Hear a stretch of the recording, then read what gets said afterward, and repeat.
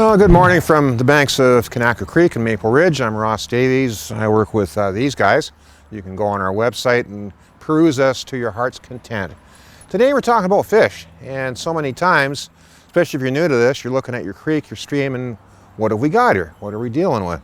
Well, I thought today we'd just take a little run through the salmonid life cycle. Before we're out in the field, either minnow trapping fry or just observing them, trying to determine what you have, you want to do some homework because there's plenty of resources, plenty of ID, sheets, brochures, pamphlets you can look through, or go on the internet and look at some images as well, right? So you do some preparation there. You want to ask yourself, what are we expecting to find in this creek? You might think back to, okay, last October, November, there was adult chum all over the place. So it stands to reason in April, or in this case, May, you're going to see chum fry. Or if we had coho in the system or chinook, same thing. As far as telling them apart goes, there's a few things to look for. If your fry are in big bunches, big schools, quite silvery, all traveling together, you're probably looking at chum. They've got very tiny little par marks on them, very small. They're quite silver.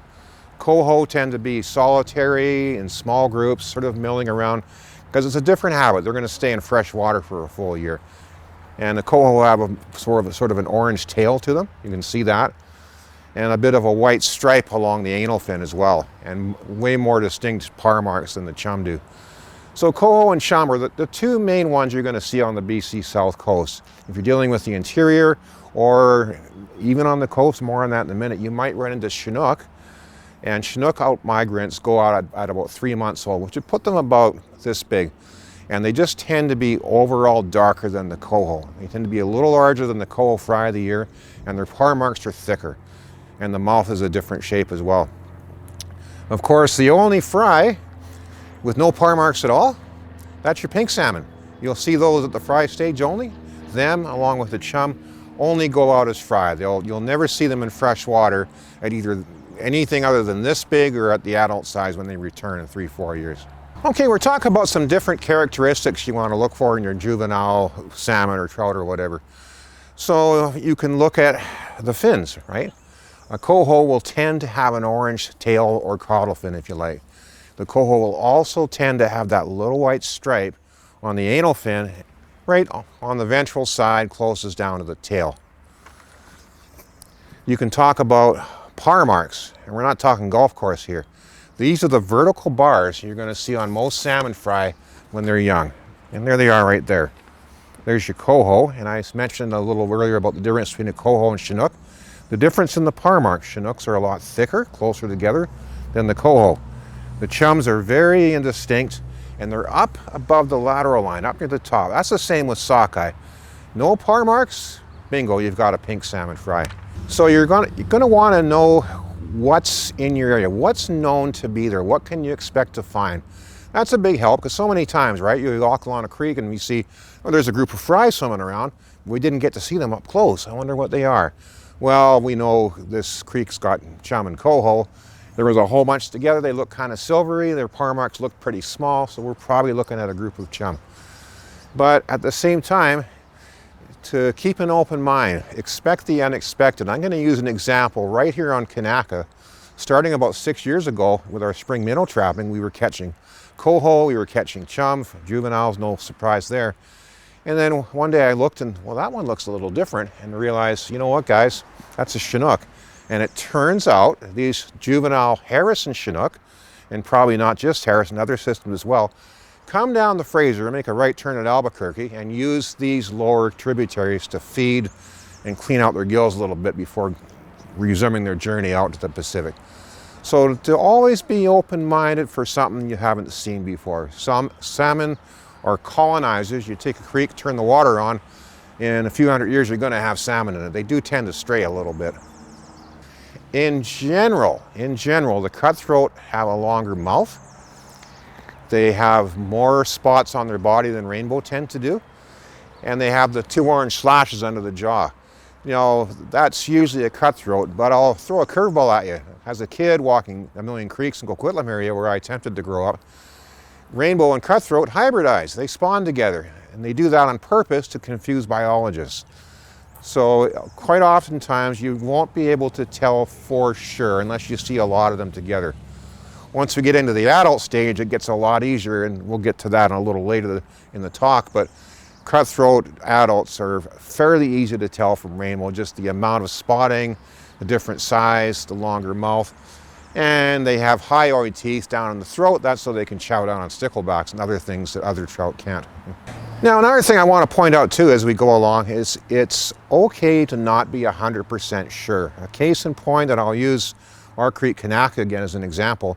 We routinely see cutthroat trout, they're probably anadromous, schooling up in this area, and they're either in here in the fall and winter looking for chum salmon eggs, or, as is the case now in springtime, they're looking for fry.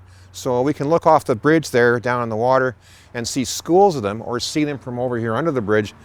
And even though we can't say for sure they're cutthroat, we can't get up close to them, we can only see them from a distance, we can say we see what we're pretty sure are cutthroat trout all schooled together. So it's okay to say we saw what appeared to be a school of chum fry, we didn't see them up close, but that's probably what they are. And that gets back to knowing your stream, knowing what's historically true for that watercourse and what to expect. Another thing with juvenile salmonid ID is size matters, all right? Size does matter.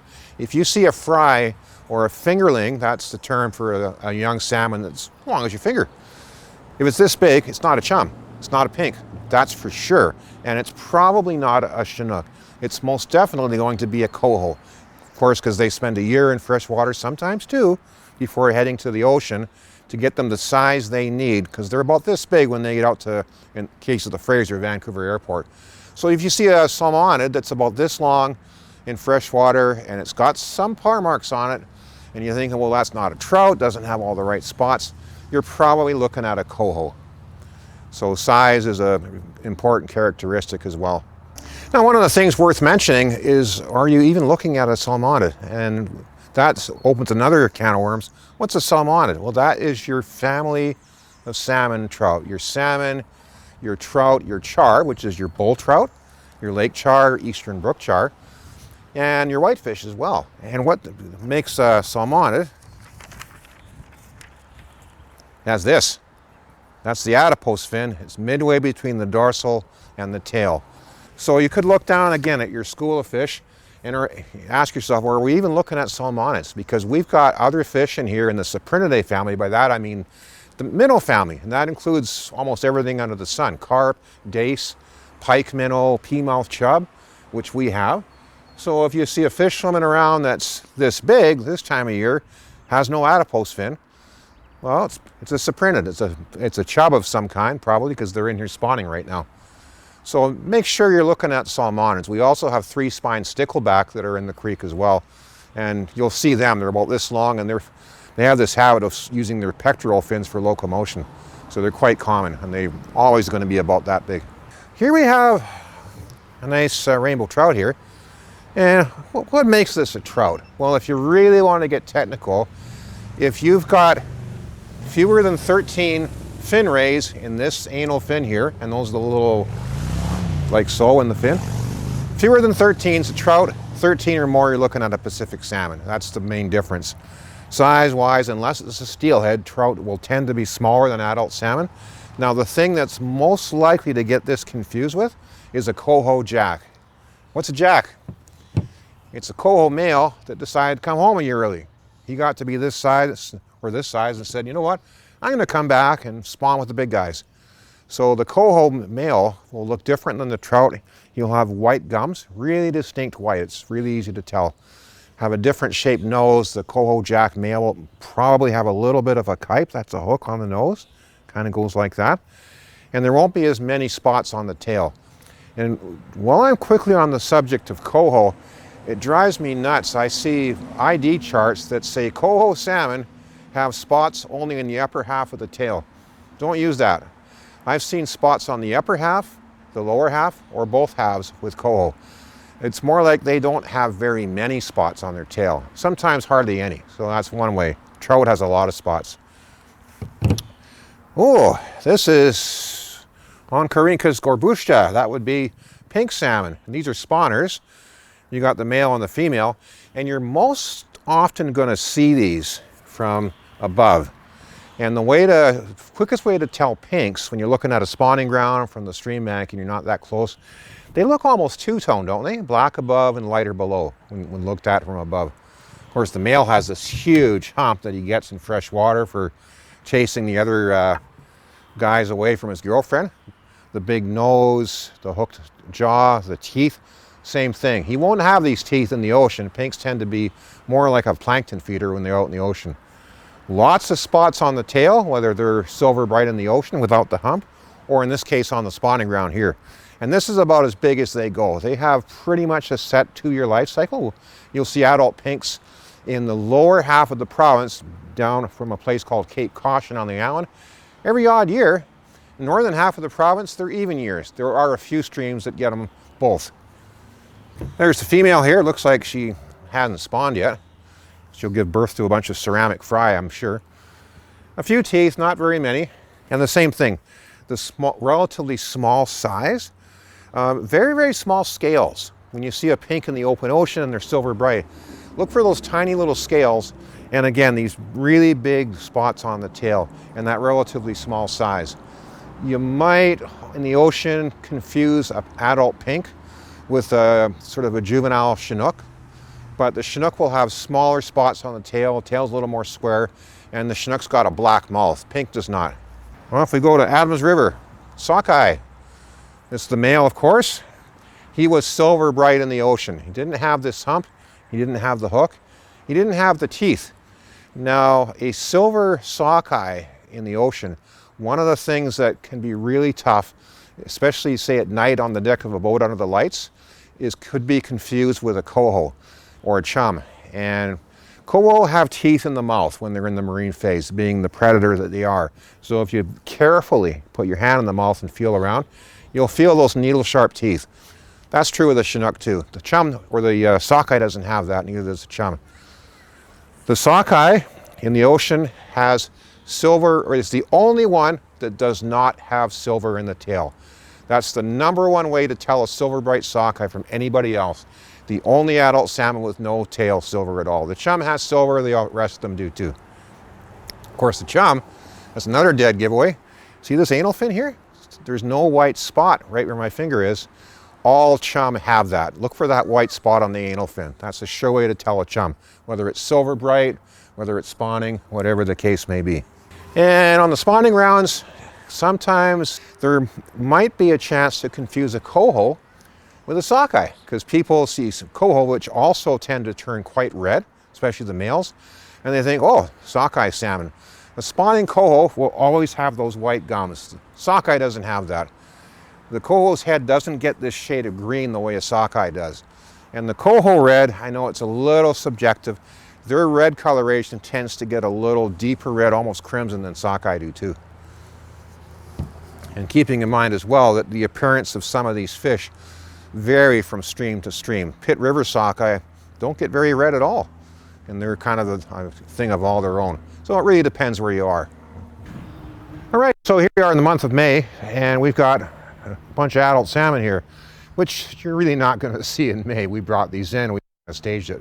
But having said that, I do want to talk a little bit about the timing and the habits of some of these species of salmon we're talking about here.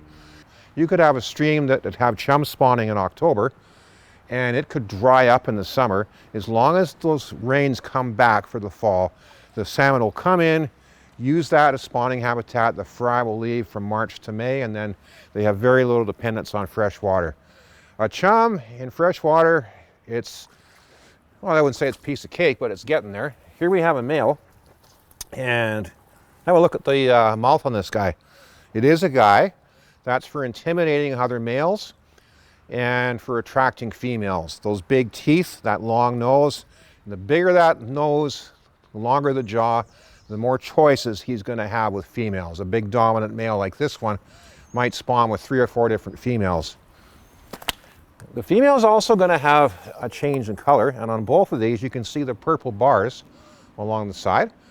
In the ocean, this fish would look like something you'd see in the grocery store, all bright silver. But I think I'd mentioned about a dead giveaway to distinguish chum from the most likely confusing fish when they're silver bright would be a sockeye. You see this white spot here? Right on the anal fin, right where my finger is. Chum always have that. Sockeye never do. Another thing, not here in freshwater, but in the ocean, the chum has silver in the tail, sockeye does not. And those are two ways to tell when they're silver bright. So the girl has a smaller nose, some teeth, not as much as the male. This is her shovel for making the nest of the red. She'll have probably 3 or 4 of them. Don't put her eggs in one basket, as it were. And maybe 1,000 in one red, 1,000 in another one until she's done. Over a period of about 7 to 10 days, the spawning season. Another 7 to 10 days, she'll get weaker and weaker, try to defend her nest, drift downriver, and her life goes back to the creek. And they do not have white tails. These chum came out of a freezer, so that's what's happened to them.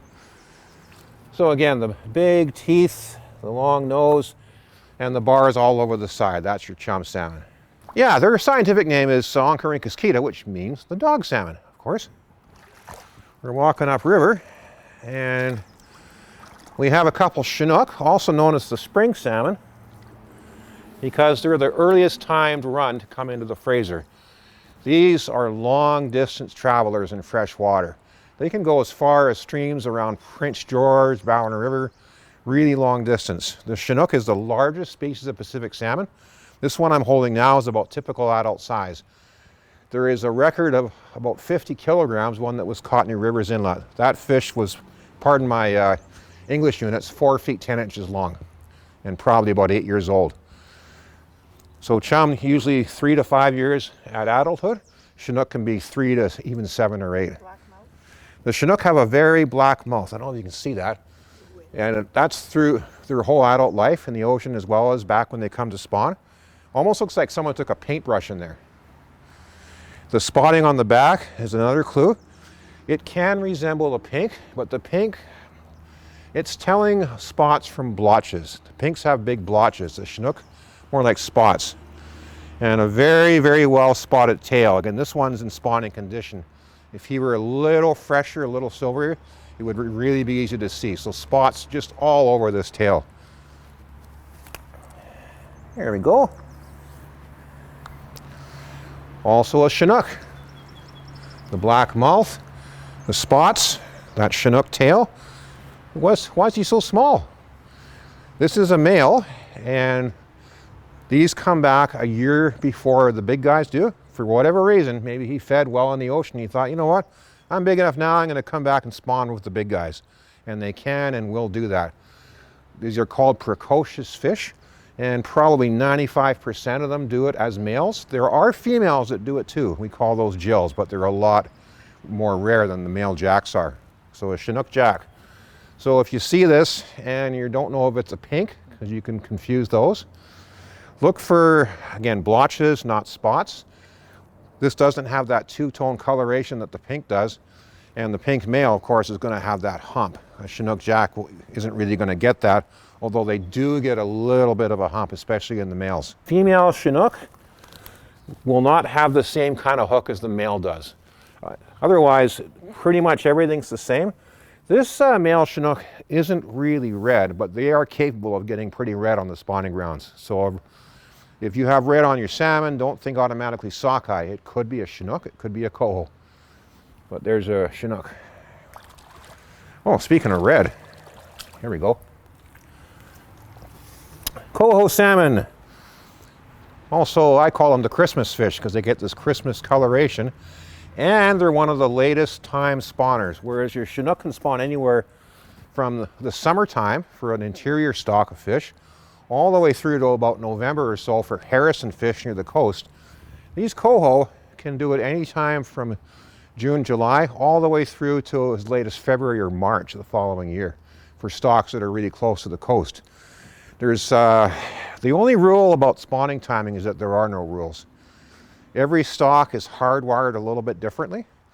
In general, you're going to see spawning on the coast in the fall, but that's in general. A lot of exceptions. I'm going to take you down to Seattle, Washington, Where Lake Washington sockeye, what they've evolved to do, they come in through Ballard Locks in June in silver bright condition, and they hold in Lake Washington all summer. There's even at times been a bit of a sport fishery for silver bright sockeye that are in this kind of condition, and they don't go up into the Duwamish or the Green River until October, November to spawn. In the Seymour in North Vancouver, it's the same thing. There's a summer run of coho that come in June, July, and oftentimes they don't spawn until October. So the coho salmon depends a lot on fresh water, more than any other salmonid species. Chinooks usually stick around 3 months before they're off to the ocean, but coho, over half their lives are in fresh water. A lot of people don't realize that. When these fry from these hatch out, there's a few of them here today, they'll be in this area, they'll find a small little feeder stream, oftentimes only this wide, and they'll migrate as far up that stream at the fry stage as they possibly can. And that's a built-in survival instinct. The farther upstream you go, the less likely you get blown out in a flood. And they'll be in there until they're about 15 to 16 months old and leave for the ocean at the smolt stage, as long as my finger is known as fingerlings. So it's a year and a half fresh water, a year and a half in the ocean, that's it. So the 3-year-old fish, or 4. Here's a silver bright coho. And now I mentioned, I think earlier, about the ID book says, these fish have spots on only the upper lobe of the tail fin. Well, this one, gee whiz, he's got spots on the upper and the lower. So don't get married to absolutes like that. But you can sure see the difference between the coho tail and a Chinook tail. So it's not where the spots are, it's the number of them. So it's a coho because it's got a coho tail, very, very few spots, and that's what I would go with. For a silver bright coho, such as this one, especially at night on a boat or something like that under lights, this might be confused with a sockeye. And a way to tell is to very carefully put your finger in here and feel around. You're going to feel some needle sharp teeth in there because the coho is a predator. It's the most predatory of all salmon. Even coho this big have been known to prey on smaller fish. It's a good thing they don't get to be 4 meters long, or my job would be even more interesting than it already is. The sockeye won't have these teeth in there. You'll feel nothing because they're mainly a plankton feeder. Talk back about the chum with the hook nose. Coho males really get that.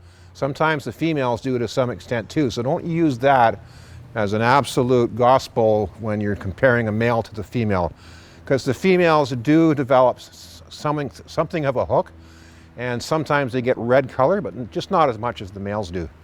A real giveaway with coho, and if you're down looking at your stream, looking over the bank, even from a distance, what will stand out, look at those white gums. They, especially on spawning fish, those really do stand out. So that's a good way to tell a coho from anything else. Okay, so most of the time, for at least our part of the world, you know, unless you go out on a commercial fish boat or something like that, you're going to run into these critters on the spawning grounds looking at like this. So especially if you're new to the game here, a couple things is bring your little ID chart, bring your cheat sheet with you. So if you have a sticker, is that a coho, is that a chum, is that a pink or a Chinook jack? You've got this as a kind of a fallback, just as a little bit of a help, okay? And again, expect the unexpected. It's not unusual to find a stray. We were talking a few minutes ago about salmon will tend to stray. They are colonizers, it's kind of what they do. So a chum salmon, for example, it might come back to the same spot it was born in, but it's more than likely going to come back to the same area. They've imprinted on the smell of this water as they left for the Fraser. They do mess up. I once found, here we have a hatchery origin coho. The reason I know that is there's no adipose fin. This fin right above where my finger is, it should be there, it's not. That was clipped off when the fish was small. And in this case, it had a tag in its nose that was put in at the hatchery by a machine. And I found this fish at McKay Creek in North Vancouver, sitting in the lab, and they phoned me back 2 days later and said, "Where'd you find this thing?" And I'm thinking it's a capilano fish. It was from the Duwamish in Washington State. So oops. So you just never know. Let's go to some great lengths to talk about lengths. Different kind of lengths you're going to hear about. For a juvenile fish, you're going to be talking about fork length. And no supper table here. Your fork length is simply from the tip of the nose to the fork. That's the deepest part of the tail. So nose to fork, if you want to call it, that's correct too. But on a spawning fish, not going to do that for two reasons. One is the nose changes in terms of length and shape, and maybe that tail's worn away from digging the nest spawning. So we're going to go from the orbital, the back of the eye, right here, to the hyperal. What's the hyperal? Well, it's this base of the tail. There's what we call a hyperal plate. You can bend the tail. There's a little crease right where my finger is there. And that's never going to change. So you want to measure from the back of the eye to the hyperal plate. We call that post-orbital hyperal. So fork length for juveniles, post-orbital hyperal for your spawners. Okay, at some time you might have occasion to open up one of these fish. During a spawning survey, you want to look for things like, is there any disease? What's the spawning success? Or on a fish that's this bright, and believe me, you can encounter a coho this bright right here, being the immature fish they are when they come in. They sometimes don't fully mature for 3 months after they're in fresh water. So you might not even know for sure if this is a male or female. So we're going to start off with making sure whatever you're using, and I really like these egg knives. You get them through a place called Dynamic Aqua Supply. You can Google it. Make sure they're good and sharp, whatever you're using. And make sure you have a good grip on the fish. If there's slime, you want to get that off of there. I like to start up at the head, like this, and take your knife in where the vent is. It's right in front of the anal fin. It's a good starting place. Get a good grip. And we're going to go around these two pelvic fins. There's a big bone between them. If you hit that, you're going to be some golly gee whizzes going on. So around the pelvic we go. Get our fingers out of the way. And there we go. We got a girl. There's some eggs there. This is the swim bladder, this little bag of air here. And that allows her to hover in the water. All salmonids, a lot of fish have this swim bladder. Sharks and sturgeons, they do not. So as soon as they stop, it's like, and all kinds of other things in here, like your liver, intestines, there's a spleen there, the heart's up in here somewhere, and I'm having too much fun with this.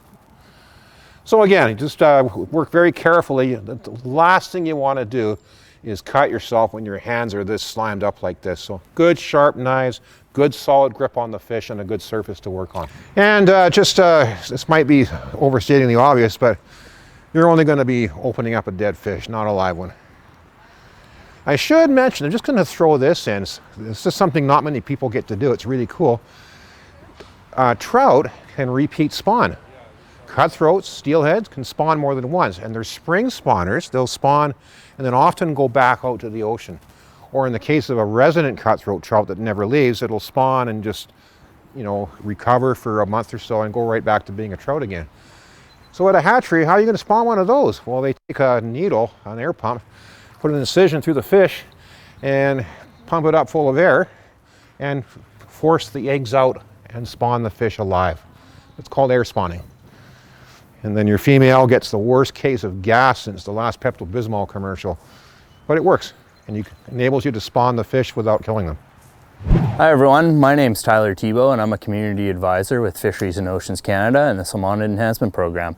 I work in the Lower Fraser South and the Eastern Fraser Valley.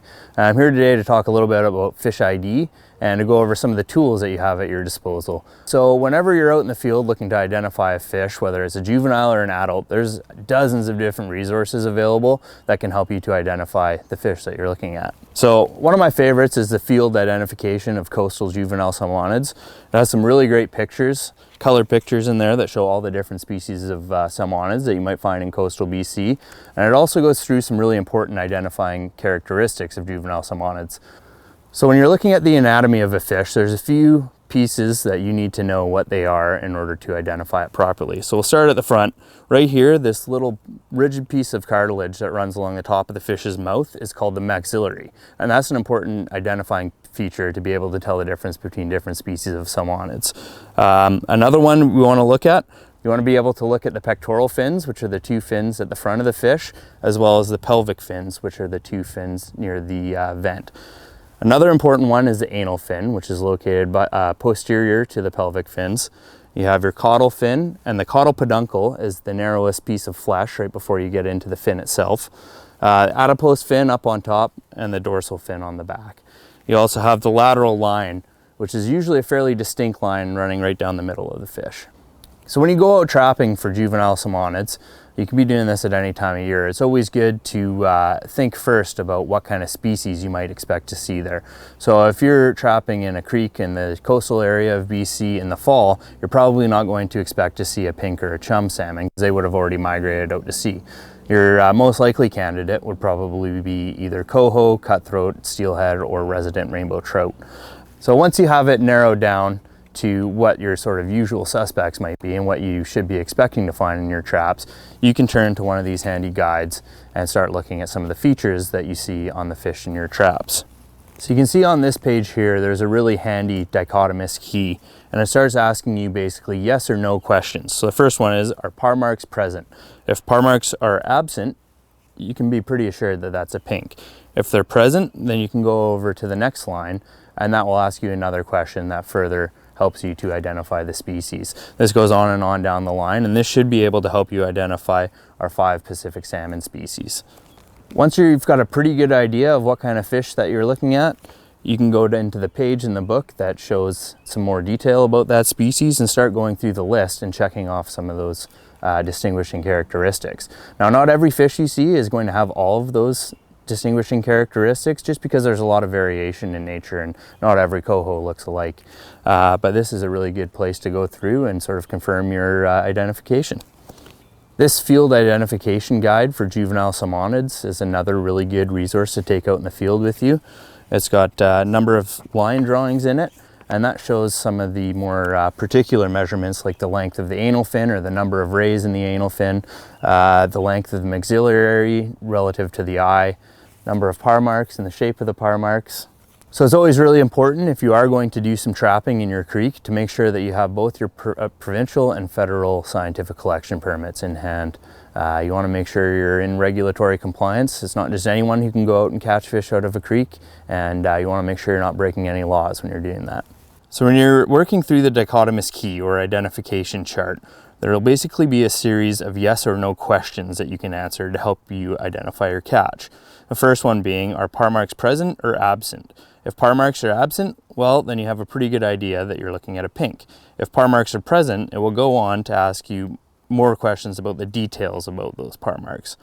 So if they're oval shaped and less length than the vertical diameter of the eye, you'll have a pretty good idea that you're looking at a sockeye or a chum.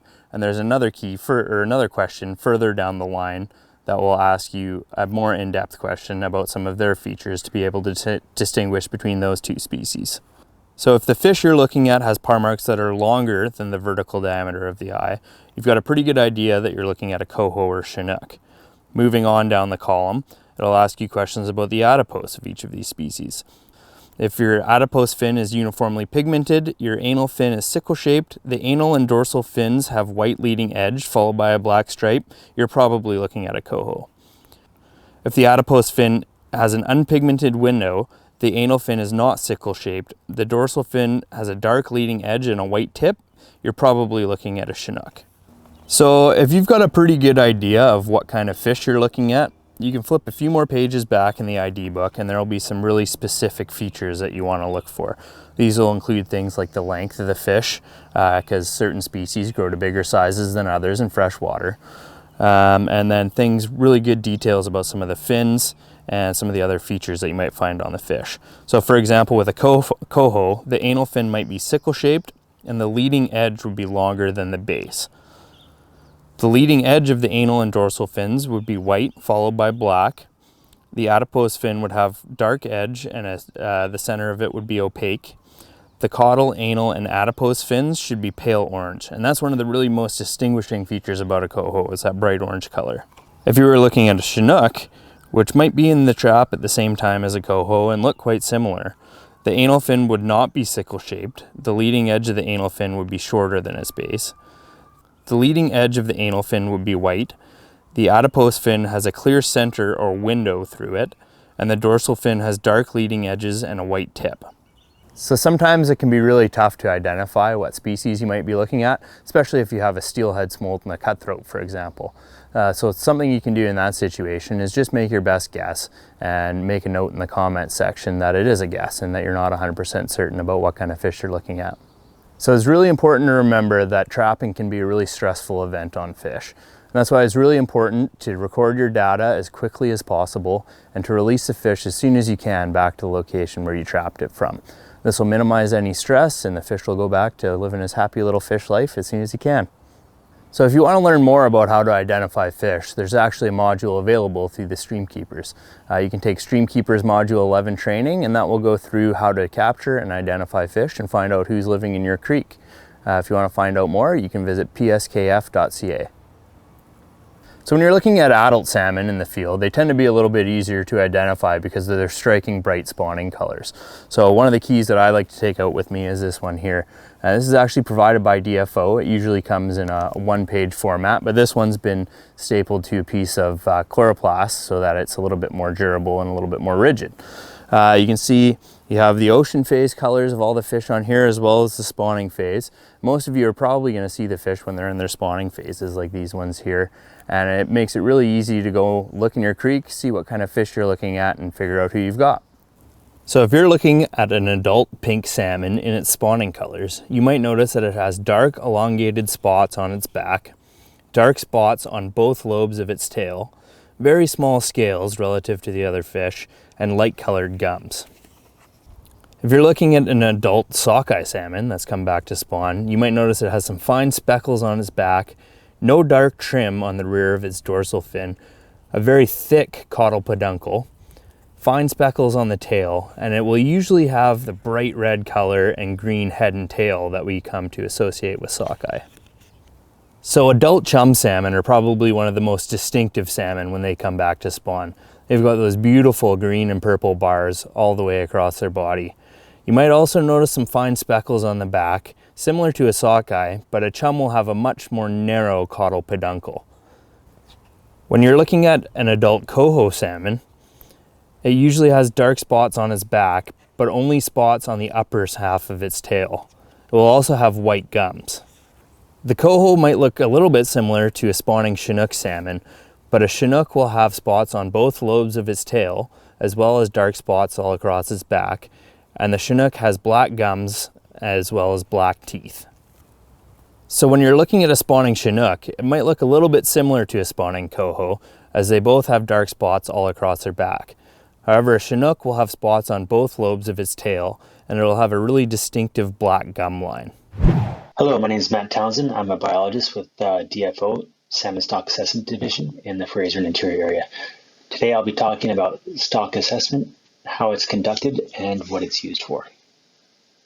I'll start off with an outline about my talk. What I'll start with is just a description of how DFO is structured. And then from there I'll go on to who uses stock assessment information, particularly what groups within DFO are clients for stock assessment data. From there I'll go on to key types of salmon and stock assessment, and then important considerations when you're conducting stock assessments. And finally, how stock assessments conducted by community organizations are important. So here we have a very simple diagram of DFO and a couple of key sections within DFO. The first one I have at the top there is resource management. Resource management is the group that's responsible for turning off and turning on fisheries. They say who can fish, where, and when. So this ranges from everything from recreational fisheries to food, social, ceremonial fisheries, economic opportunity fisheries, and commercial fisheries as well. Next up is the Fish and Fish Habitat Protection Program. This is the group that's responsible for investigating individuals or entities that encroach or destroy fish habitat. And they would also be issuing permits for in-stream works or anything that might affect fish habitat. And then third down the list here, we have the Salmon Enhancement Program, which many of you will be familiar with. This includes hatcheries, not just the big DFO hatcheries like Chilliwack, Chehalis, and Tenderfoot, but also the community hatcheries, which are often funded with SEP funds and are coordinated with the help of community advisors who work for SEP. And then within SEP as well as a resource restoration unit, which again, many of you may be familiar with. And these are the people who are doing habitat enhancement and improvements. And then the last here I have the science division, and within, science section, within that is stock assessment division, which is my home. I should mention stock assessment is done on all kinds of species, both marine and freshwater, invertebrates. So there's prawn stock assessments and geoduck clam stock assessments and halibut stock assessments, rockfish stock assessments. So we're obviously here today talking about salmon stock assessments. That's what I'm familiar with. So stock assessment data is fed back into and used by these groups. Resource management obviously needs to know how many fish are returning. It helps them decide whether they're going to open a fishery and when. Fish habitat protection, it's important for them to know when they're issuing permits, if it's important habitat for spawning. And salmon enhancement program where you can help inform hatchery production, habitat enhancement, and that sort of thing. And also stock assessment information is very valuable. It feeds back into science itself. We have a long-term data set which is useful for addressing questions with regards to, say, changing ocean regime, changes in productivity, that sort of thing. Next, I'll review some of the key methods we use for stock assessment. Okay, first up, we have fish fences. Shown is a fish fence on the Birkenhead River used for counting sockeye salmon. This one in particular covers the entire river with only a small opening to let fish through, only one or two at a time. Fish are counted as they pass through.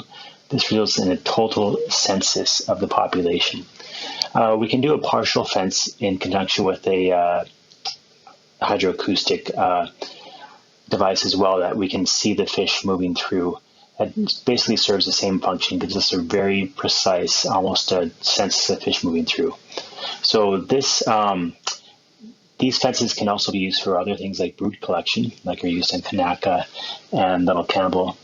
But as anyone who's familiar with these know, they're very capital intensive, require a lot of work and a lot of upkeep to keep them functioning during the migration and spawning. So very intensive to use a fish. These are only used for large populations that we want a very, very high precision estimate for.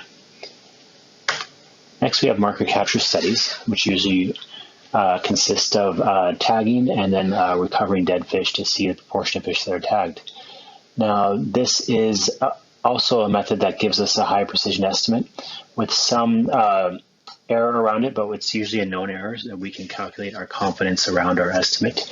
But again, this isn't as equipment intensive, but it is labor intensive. Usually needs a crew of 6 to 8 people at least, and for 2.5 or 3 months during the course of the run to get a accurate assessment of the stock. So again, fairly expensive proposition. Third method we use are visual creek walks or visual surveys.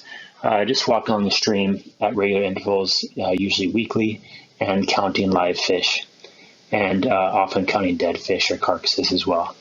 And this, if done regularly throughout the spawning season, can still give us a fairly good estimate of the population or the stock in that stream, and can at the very least give us an idea of the direction the population is heading, whether it's stable or increasing or decreasing. And this is fairly inexpensive, just needs a couple people to visit a creek once a week. And this is a method I'm going to be talking a little bit more about in the next several slides. So we'll focus on stream surveys, spawner counts, line counts, dead counts, the kind of stream surveys and stock assessment that most of us are familiar with, and which includes just regular weekly visits and counting of live and sometimes dead fish. I do want to say before I go through this that this is covered very well in the Stream Keepers manual, especially module 12. Zoan did an excellent job of putting this together. I'm just going to kind of review this and confirm that it is what DFO does as well, and highlight some things that we think are especially important. One thing I like to think of when I think about these surveys, I think about the important or the real base information we want is the who, what, where, and when. So who, just the names of the surveyors, and possibly the streamkeeper group as well, as long as that's recorded for every survey. The what species are you counting that survey? Make sure you specify when you're recording your counts, are you recording live fish or dead fish, and be specific about that. You might be recording for dead fish, you might be looking at the adipose fin clip, so that's something else you'd be recording. Environmental conditions are also an important component of those survey data sheets that help us understand possible trends in what you're seeing. If you're not seeing very many fish, it could be because environmental conditions weren't good. So it's important to record those as well. Where, this is also very important. Of course, the stream name, we want to know which stream you're surveying, but also the start point and end point. We want to know the extent of the survey, where the survey began and where it ends. So a physical description is good. Even better is a GPS coordinate, because someone down the line who's looking at your data sheet might not know the landmarks that you're referring to. So GPS coordinates are great if you can get those down. And of course the when. This is very important, but if there's no date recorded, then it's hard to use that info or put it in context with other surveys. So I know this stuff seems fairly straightforward, but it is very, very important. And without these things recorded, then the survey becomes much less useful to people who are gathering the data and looking to analyze it. Some other considerations when we're conducting stream surveys. We always like to say we want to start and end our annual surveys on a 0. So that means we do our first survey before fish have arrived, and we do our final survey after all fish have spawned and died. And then within that, we'll have regular surveys, probably weekly throughout the spawning season. So if you can have regular surveys throughout the spawning season and then bracketed by a 0 on either end, that really means you've captured the entire spawning run, and you can be confident in your escapement or your spawning population estimate you're going to produce. And for this method, we use something called AUC, area under the curve. There's a great video by Chuck Parkin on the PSKF website, I believe by Chuck Parkins, that describes how that's done. But having first and last survey be 0s along with regular surveys throughout the spawning season means you can be really confident in your AUC estimate and feel good about the work you did that year. That said, we do live on the Pacific coast. Weather is an issue. We get blowouts, we get bad weather, and so we recognize that we can't always get in regular surveys throughout the spawning season. And compounded with the fact that there's logistics with getting people to the stream, especially with volunteers, we know that weekly surveys might not happen. Please don't give up. Please keep surveying. But just as an ideal, we work towards what I've put in the first 3 bullets here. Besides those regular surveys, we're obviously going to stay safe. We always say we don't send crews out unless we know they can get back safely. So nothing's worth more than your safety. So we're going to wear proper PPE. That means slip-resistant shoes, probably waders, bear spray if necessary, all those types of things. Stay safe when you're out there doing your stream surveys. And again, follow PSKF Module 12. That's going to have all the basics you need to conduct a stream survey that's going to be really useful for us and for you. And then when you're finished, enter the data in the PSKF database, and I'll go over why that's important in the next slide. So how is the stock assessment information collected by community groups useful to DFO? Well, for the Lower Fraser watershed, DFO is developing techniques to estimate total chum and coho return to the Lower Fraser. So this is just a lump sum. It's using test fisheries in conjunction with some genetic stock ID and some specific population estimates to kind of do an expansion and get whole system estimates, or just a lump sum estimate for all the chum returning to the Lower Fraser, all the coho returning to the Lower Fraser. We just so that gives us that, but we just don't have the resources to monitor all local chum and coho populations in the Fraser, Boundary Bay, or in that House Sound. We just don't have the resources to be on all those systems and all those streams. So this is where community groups can be really useful. They can provide local context for population trends. This kind of stock assessment information gives us effects of hatchery enhancement. We can look for a response of in-stream populations to increase or changes in hatchery input. We can look at the effects of habitat enhancement. So, for instance, maybe there's a migration barrier downstream that the habitat group or RRU has worked to remove, and stock assessment stream surveys are going to show us if fish are able to now navigate the area where there was a migration area before. Also can show response to work done to improve spawning habitat, spawning channels or off-channel juvenile habitat, all those kind of things we can see a signal from in our stock assessment. And then also give us some more info on just broader population trends that relate to survival, both freshwater marine survival, ocean productivity. And so, these kind of local scale assessments can give us some important context to fill in around our larger lump sum estimates for the Lower Fraser coho and Lower Fraser chum. And DFO is working with PSKF and Zoan. I should say Tracy Cohen at DFO is working with Zoan at PSKF, trying to make it so the database from PSKF can be integrated with our own database, which will make stock assessment info collected by community groups just much more easy to access by those user groups I showed earlier on in my presentation.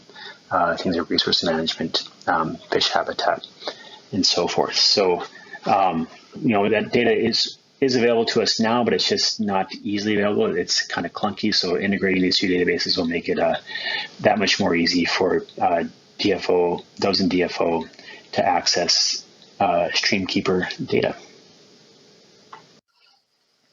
So how can stock assessment information collected by community groups be useful to these community groups? Well, starting off for the same reasons I just listed at the end of the last slide about why it's useful to DFO, it can also be useful to community groups. You can see the effects of local hatchery enhancement, effects of local habitat enhancement, and just kind of monitor the population trends of your local stream or watershed. These stock assessments, these kind of regular counts and population or spawning stock assessments will kind of really give you an idea of how fish are responding to activities within the watershed.